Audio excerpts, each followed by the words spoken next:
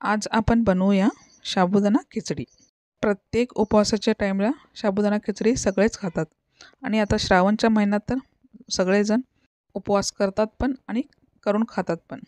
जे कोणी जास्त तिखट खातात आणि उपवासाच्या वेळी सपक खायला नाही होत, त्यांच्यासाठी जरा चरचरीत एकदम मस्त खमंग असा साबुदाणा कसं बनवायचं मी आज आपल्यासाठी घेऊन आले. उपवास म्हटलं की काय जास्त घालायचं नसते.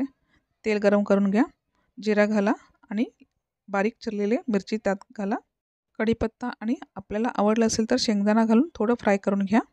आणि आता आजकालच्या मिरची तेवढं जास्त तिखट काही नसते, त्यामुळं काय करायचं, थोडं मिरची पण घालायचं आणि मसाला न घातलेला आपलं लाल तिखट असते ना, ते थोडं घालायचं.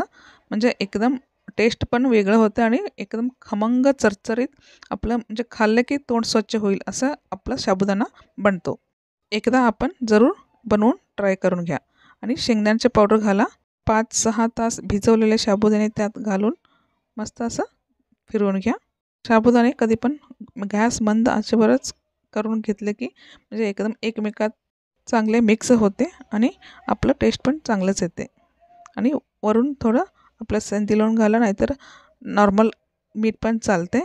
पण फार कडक उपवास असले की उपवासाचा मीठ घालून आपली साबुदाणा तयार करून घ्या.